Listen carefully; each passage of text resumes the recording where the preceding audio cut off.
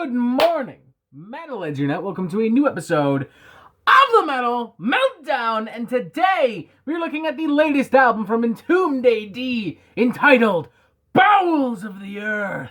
And yes, before anyone says it, I'm well aware that there is another album out right now that everyone's talking about that I probably should be talking about instead.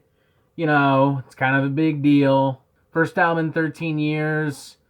Grammy Award winning band. Their name rhymes with pool. But here's the thing, that album just fucking came out. I've barely spent any fucking time with it whatsoever.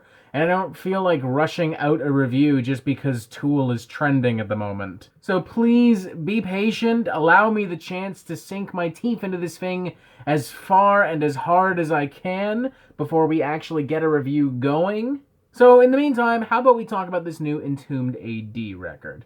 Because let's be honest, it's not like anyone else is talking about it. And I'm not even just saying that because of other high-profile releases this week. I'm saying that really just in general, because Entombed A.D., while by no means an incompetent band, by no means an offensive or poorly conceived band, hasn't released anything that I would deem essential or really that fascinating. They've created unremarkable but ultimately pretty consistent and fun in a very simplistic way kind of death metal. Very much in line with the original Entombed from which this band spawned out of, but, you know, not nearly as well written and just not as well executed, all things considered. Their third album, Bowels of the Earth, does absolutely nothing to prove otherwise.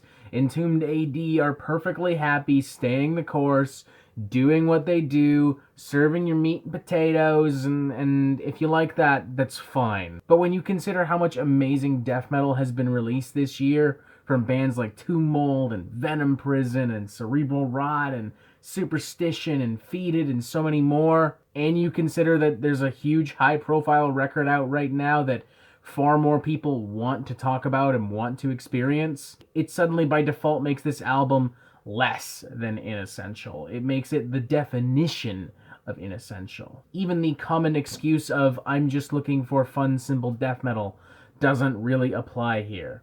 Which isn't to say that it can't be fun, but it never transcends being fun, and it's really only fun during the time that it's on. It's not particularly memorable, it's not particularly exciting, it doesn't really challenge you, it doesn't really inspire anything in you. It punches in for its shift at 9, does its job, and then punches out at 5, and then goes home. I know this is not exactly the most positive way to start off a review, but there's really no other way to address this album. It is inherently generic and is not interested at all in doing anything semi-new or different. And ultimately doesn't even live up to the name of the band that, again, spawned this entire thing. Now, that being said, it does come bloody damn near close at certain points in the record. Take, for instance, a track like Bourbon Nightmare, which pairs the band's once signature death and roll sound with this campy but kind of enjoyable horror movie aesthetic. Or for that matter, title track Bowels of the Earth, which opens on a surprisingly well-fitting little atmospheric gothic piano piece before diving headfirst into some pretty groove-laden Swedish death metal. And the album actually starts off on a surprisingly morbid and energetic note with opening track Torment Remains. Quite obviously and predictably, though, the album eventually bleeds together into one bleak Swedish metal mess. By the end of the album, I've kind of clocked out entirely. Not because it's bad, but because it just doesn't offer anything. Again, these songs are all fine individually, but strung out one after the other in a 36-minute album, I don't know, it just gets less and less exciting after every song. And the sound mix doesn't help either. It's just so grisly and uneven across the entire album. There were times where I wondered if something was wrong with my fucking speakers while listening to this thing. Other times it worked okay. It even gave some of these songs a much-needed underground spit shine. But as I've already made perfectly clear, that's not enough to raise it to the level of the original Entombed, to raise it to the level of what we've been seeing from death metal recently. This album works purely as a fucking distraction, case in point, this entire video, but really not much more. So I'm gonna give this thing a 2 out of 5. I guess if you are a die-hard Entombed fan, there is no harm in checking out this album. You will have some fun. I just don't expect you to come up and be like, wow, this album tops Wolverine Blues. Wow, this album tops Left Hand Path. And I also don't expect anyone coming up to me and being like, you know what, man, fuck Immortal Bird. Fuck Venom Prison. Fuck all that shit. Entombed is where it's at. Death Metal Album of the Year right here. Fuck no. If that's seriously what you're thinking, then you have been living under a goddamn rock, you fool.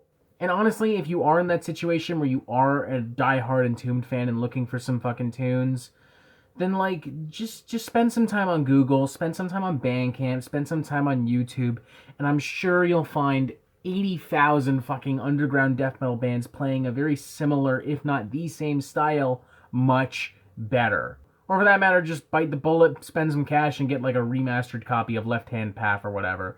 Just bypass the middleman altogether and go directly to the sound that you're looking for. Like, don't even bother with this. 2 out of 5, it's bland, it's predictable, it's inessential, it can be fun in these extremely short, controlled bursts, but there's absolutely no reason for you to rush out and pick up this album, especially when, once again, there are far more interesting and intriguing records out there to look out for. It's just a poor record, plain and simple. And that is it for the Metal Meltdown. I'm not an expert, nor do I claim to be, so what do you think? Do you like this record? Do you not like this record? And what do you want to hear from me next? And thank you for watching. Make sure you press subscribe so you get updates on the Metal Meltdown fucking immediately. And you have yourself a fantastic fucking day.